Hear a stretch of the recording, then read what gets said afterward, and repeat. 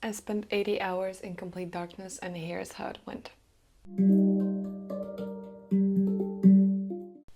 Hi friend, my name is Daria, and today I'm going to talk about why did I spend 80 hours in darkness, what are darkness retreats, how do you find one, how does it feel to be in one, my experiences, as well as key takeaways that I took with me after spending 4 nights in complete darkness.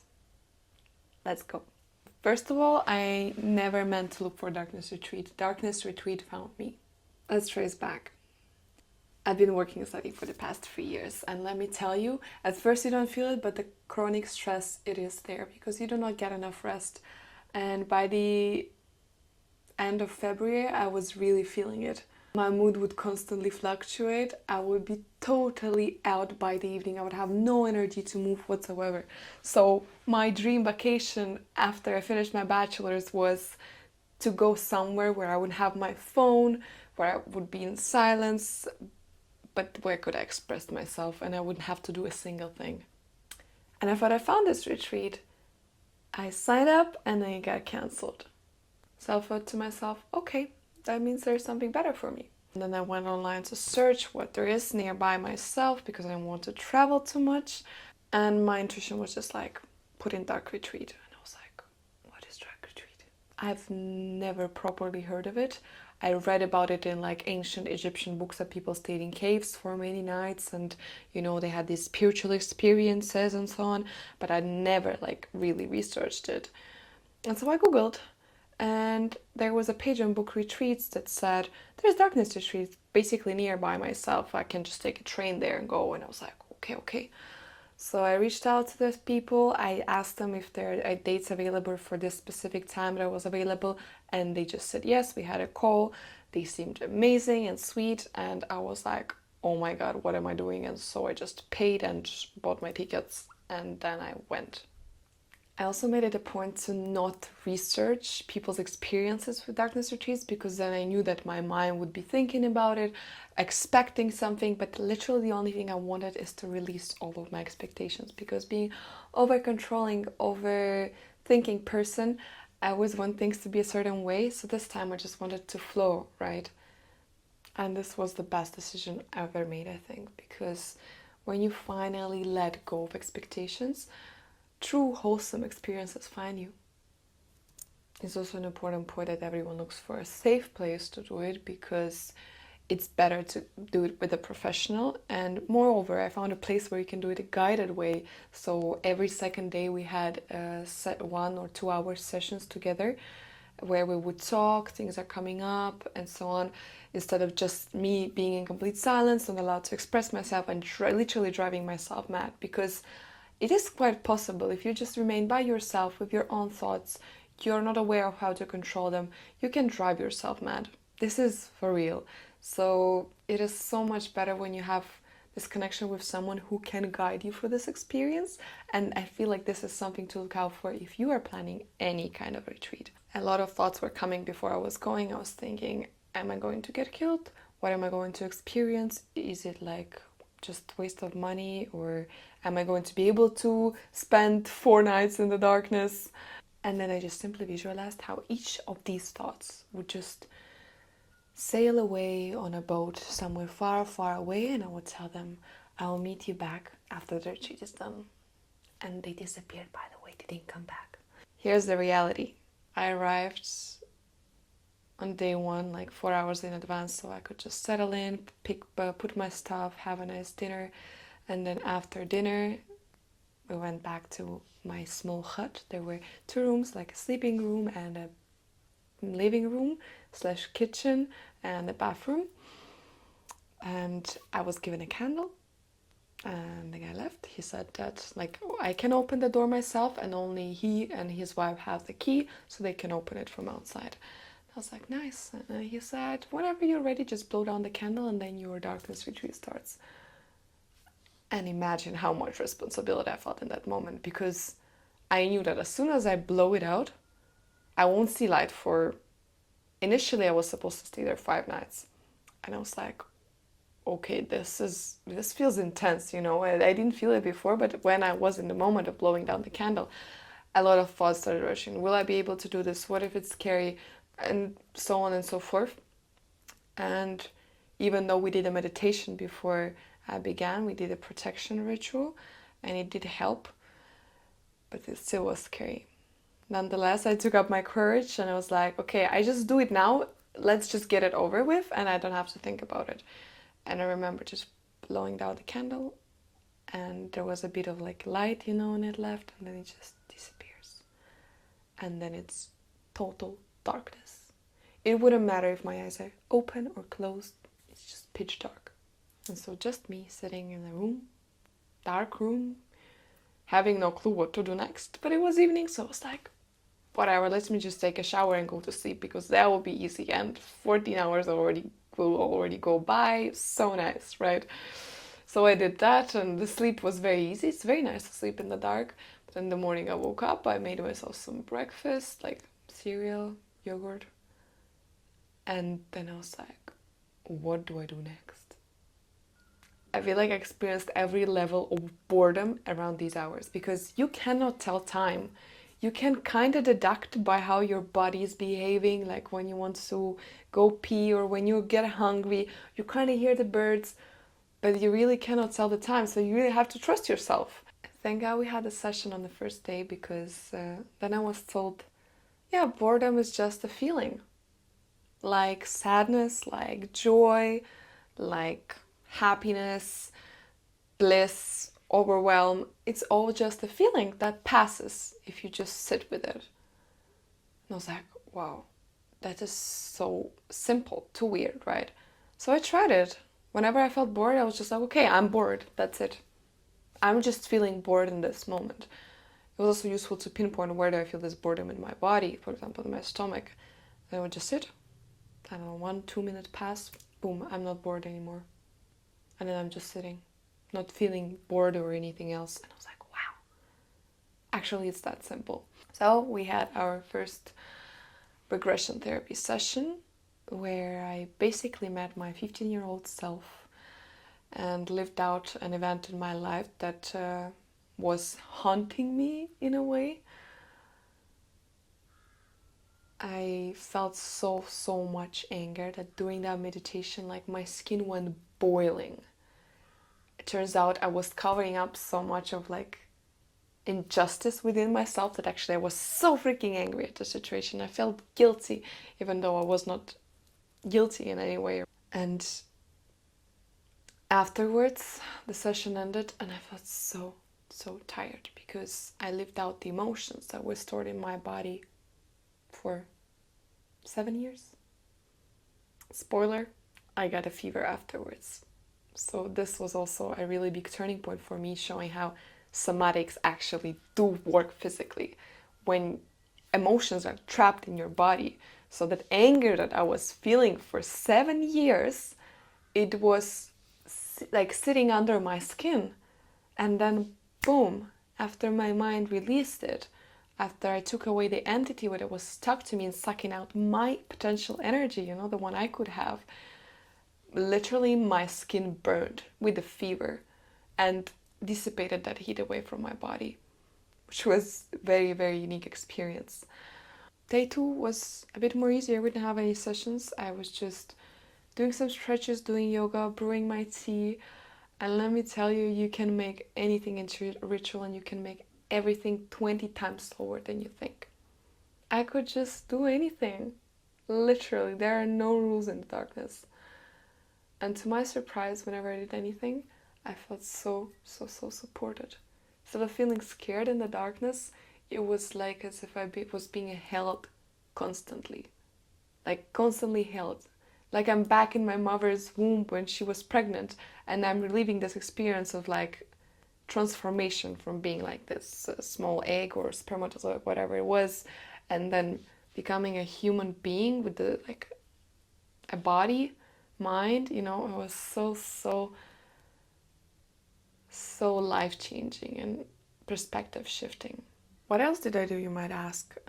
I ate food, which was such a cool experience, because you get to eat kind of with your hands. They bring you a plate, a lot of different things and you have no clue what it is. So you just touch it around, maybe think what it is, maybe don't. Eat it, like guess the flavors, really sense the food that comes inside of your body. Like my sense has never been that well trained. I could feel so much more with my palms. I could sense so much more with my tongue and my hear with my ears. It was just incredible. And the coolest thing that I didn't judge my food, even coming from a background of having an eating disorder. I would just eat, and if I kind of guessed that it's not something I like, I would just pretend I'm eating tofu or an egg or apple, like something that I personally would choose myself. And it did work because turns out it's the eyes that judge, but other body parts, they don't care. Other senses, they're just there, they just receive the message. And it's something also so freeing because I didn't get bloated, I didn't get any digestion problems, which I do get normally in my waking life when I have my eyes. So definitely a healing experience also if you're working on eating disorders and more of a self-acceptance. So I did art, and that was very, very funny. I can show you some paintings. Here you go. So it all started with weird crayon paintings like this. In my head it looked totally different, but it was very fun. Then I continued to do a bit more. I drew some butterflies, which are a bit skewed and so on, more colors. But I really noticed there was this drive in me to use as many colors as possible. So I would just grab different colors from the color palette. So I knew that it will be colorful. Even though I can't see, there's this drive. You don't care about perfection. You just use colors because you're like, wow, it's going to be so colorful when you see it. Or even if you don't, it's like portrays this emotions and beauty even when you can't see it. And then I also tried to use some paint right here. And this was so interesting because you cannot see where you painted over, right? So I was kind of forced to use my hand and my fingers and develop my senses even more to figure out where I have painted. And I was really praying that I would use some white or some bright colors because otherwise it would be devastation. But this one is exactly what darkness felt like. It felt kind, it felt a bit bright but also dark. It felt like flashes of different memories and emotions of different states of being, but also a lot of light, funnily enough, like energetic light, I would say.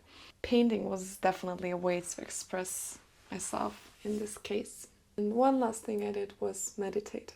And I'm not talking about sitting in a perfect meditation position, having mudras and so on.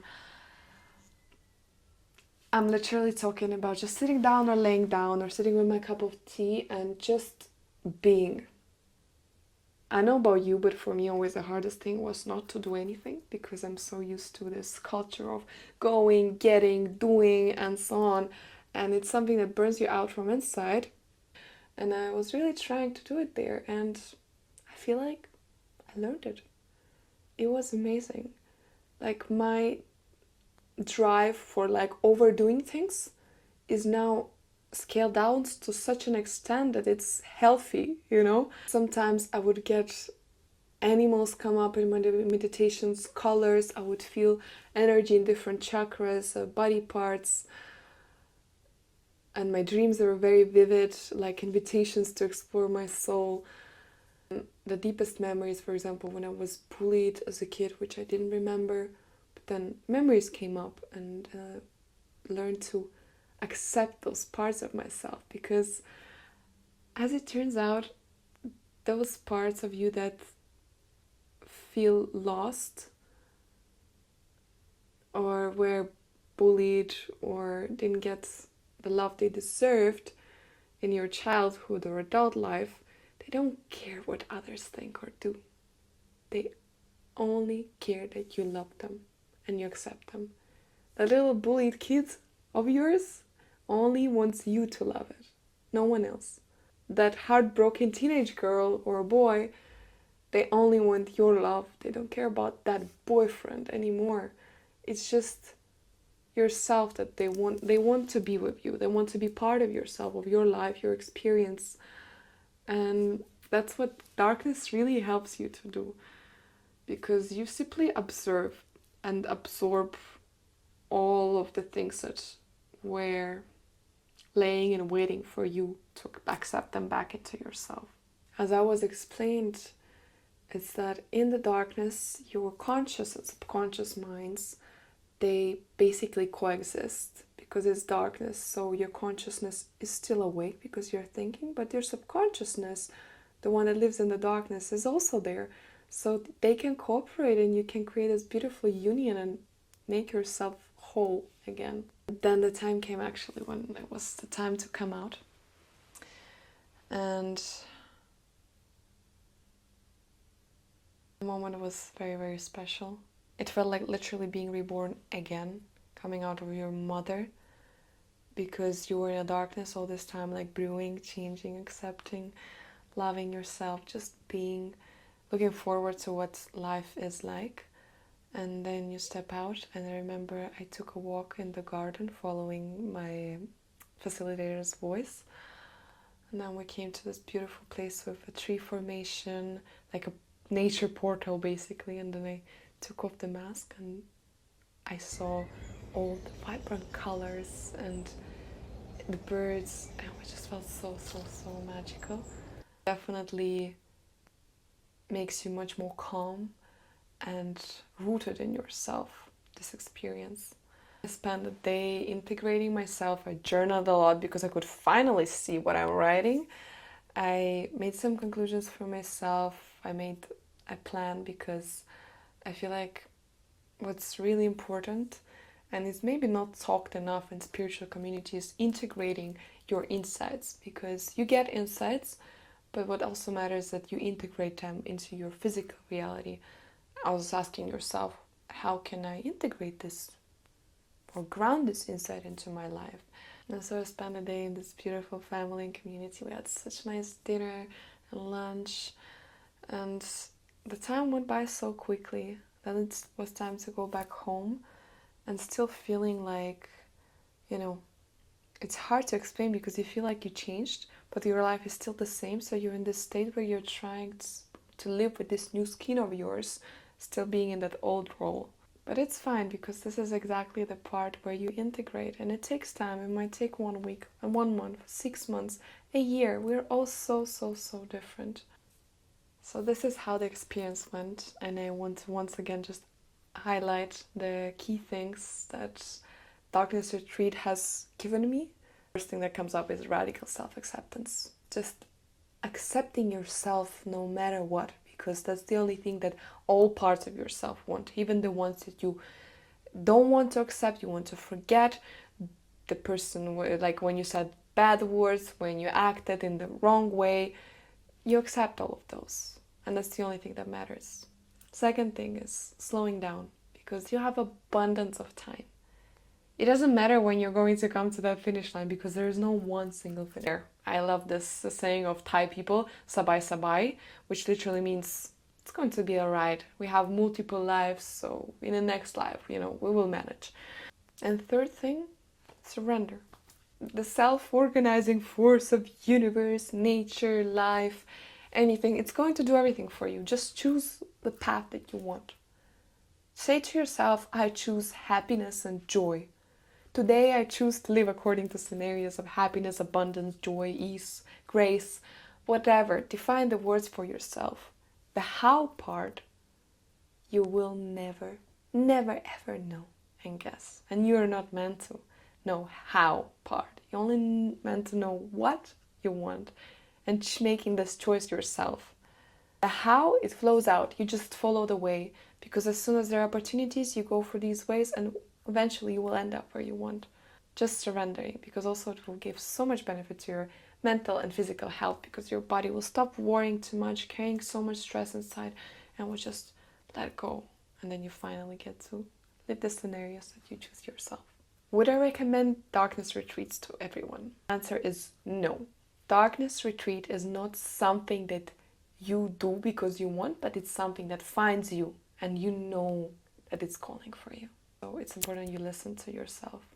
On the other hand, regression sessions, actually I would recommend everyone to do at least once a year, because you just clean up one more thing of yours, or from the past lives or this life, whatever, and then you just move on. It's just a nice activity to do from time to time, but also not getting hooked on it, because then you will be stuck in this healing game, only thinking about your past and problems and so on, and then forgetting to live your beautiful, cool, exciting life.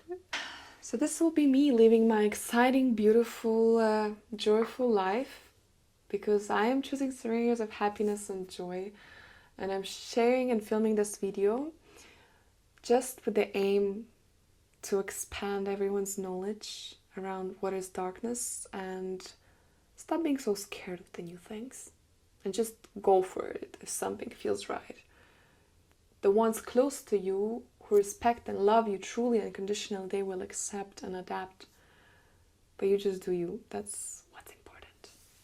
And if you did like this video, make sure to press like, as well as comment, share your comments and experiences if you have tried dark retreats or haven't, as well as subscribe, because that will help my channel grow as well. Then I can film more videos and share more cool insights, rituals, and spiritual work. See you!